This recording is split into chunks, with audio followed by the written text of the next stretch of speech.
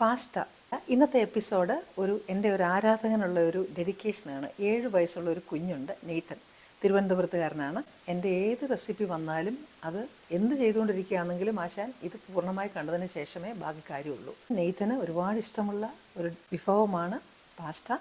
അതുകൊണ്ട് ഈ എപ്പിസോഡ് ആ കുഞ്ഞിനായിട്ട് ഞാൻ ഡെഡിക്കേറ്റ് ചെയ്യുകയാണ്. ഇന്നൊരു സ്വയംഭൻ ക്രീമി സ്പൈസി ചിക്കൻ പാസ്തയാണ് ചെയ്ത് കാണിക്കുന്നത്. അപ്പോൾ എൻ്റെ കൂട്ടുകാർക്കെല്ലാം മിസ് ചാൻഡീസ് ഫുഡ് നോട്ട്സിൻ്റെ പുതിയൊരു എപ്പിസോഡിലേക്ക് വളരെ സ്നേഹപൂർവ്വം സ്വാഗതം. ചാനൽ ആദ്യമായിട്ടാണ് കാണുന്നതെങ്കിൽ സബ്സ്ക്രൈബ് ബട്ടൺ പ്രസ് ചെയ്യാനും അപ്പോൾ വരുന്ന ബെല്ലൈക്കണും പ്രസ് ചെയ്ത് ഓൾ എന്നുള്ള സെലക്ഷൻ ഓപ്റ്റ് ചെയ്താൽ ഞാനിടുന്ന എല്ലാ വീഡിയോസിൻ്റെയും നോട്ടിഫിക്കേഷൻസ് നിങ്ങൾക്ക് കിട്ടും. ഇതിൻ്റെ ഇൻഗ്രീഡിയൻസിൻ്റെ ലിസ്റ്റെല്ലാം വീഡിയോയുടെ ഒടുവിലും അതുപോലെ തന്നെ ഡിസ്ക്രിപ്ഷൻ ബോക്സിലും തന്നേക്കാം. അപ്പം നമുക്ക് നോക്കാം എങ്ങനെയാണ് ഈ ചിക്കൻ പാസ്ത തയ്യാറാക്കുന്നതെന്ന്. ആദ്യമായിട്ട് നമുക്ക് ചിക്കൻ ഒരു ചെറിയ പീസായിട്ടൊന്ന് കട്ട് ചെയ്യണം. അതിലേക്ക് നമുക്ക് കയാൻ പെപ്പർ അല്ലെങ്കിൽ ഇനി പപ്രിക പൗഡർ ഇട്ടാലും മതി, അധികം എരി വേണ്ടെങ്കിൽ. 1 ടീസ്പൂൺ ഒറിഗാനോ. ഈ ഒറിഗാനോ എന്ന് പറയുന്ന സാധനം നമ്മുടെ പനിക്കൂർക്കയുടെ ഉണങ്ങിയ പൊടിയാണത്. പിന്നെ അതിനാവശ്യമായിട്ടുള്ള ഉപ്പും. നമുക്കിതൊന്ന് പുരട്ടി വെക്കണം. അപ്പോൾ ഇതിവിടെ ഇരിക്കട്ടെ. 3 ടൊമാറ്റോയുടെ തൊലി ഒന്ന് കളഞ്ഞ് അതിൻ്റെ ഒരു പ്യൂരിയും കൂടെ ഉണ്ടാക്കണം. ഇത് തിളച്ച വെള്ളത്തിലൊന്നിട്ട് അതിൻ്റെ തൊലി അങ്ങ് എളുപ്പത്തിലെടുത്ത് കളയാം. വെള്ളം ഇങ്ങനെ ബോയിലിംഗ് ആണ്. അപ്പോൾ അതിലേക്ക് നമുക്ക് ഈ തക്കാളിക്ക് ഒന്ന് ഇട്ട് കൊടുക്കാം. അപ്പോൾ നല്ല ചൂടിൽ അതിൻ്റെ തൊലി ഇളകി വരും, നമുക്ക് എളുപ്പത്തിൽ ഊരിയെടുക്കാം. ഇതിപ്പോൾ ഒരു 1-1.5 മിനിറ്റായി.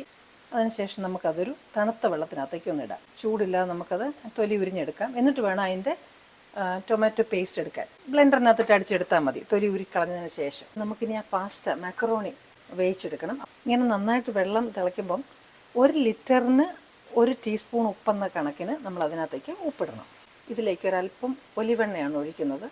വെളിച്ചെണ്ണ ഒഴിക്കരുത്, അതിൻ്റെ കൂടെ ചേരത്തില്ല. പാസ്ത ഇടാം.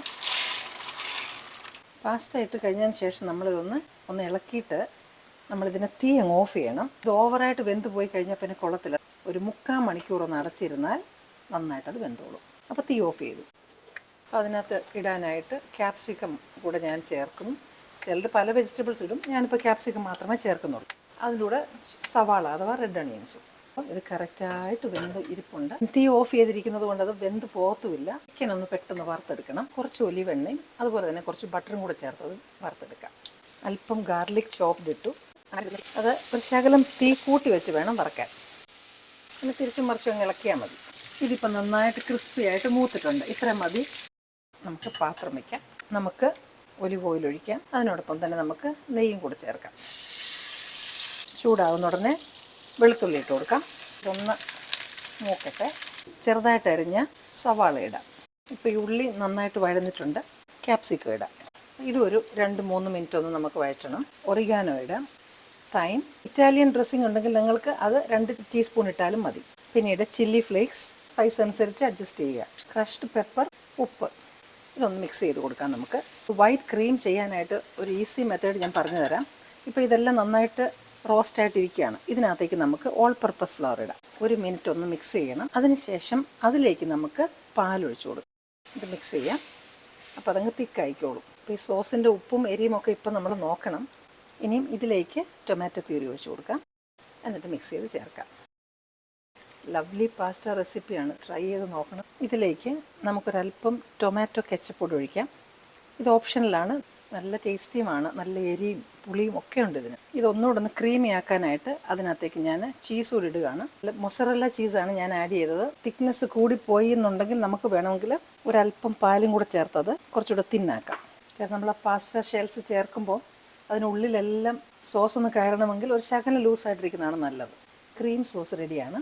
ഈ സോസിലേക്ക് നമ്മൾ കുക്ക് ചെയ്ത് വെച്ചിരിക്കുന്ന ഷെൽഡ് പാസ്താസ് ഇട്ട് കൊടുക്കാം. നന്നായിട്ട് മിക്സ് ചെയ്ത് കൊടുക്കണം. ഇതിനുള്ളിലെല്ലാം നന്നായിട്ട് ആ സോസ് ഒന്ന് കയറണം. ഫ്രഷ് ആയിട്ടുള്ള ബേസിൽ ലീവ്സ് ആണ്, ബാൽക്കണിയിൽ നിന്ന് പറിച്ചുകൊണ്ട് വന്നതാണ്.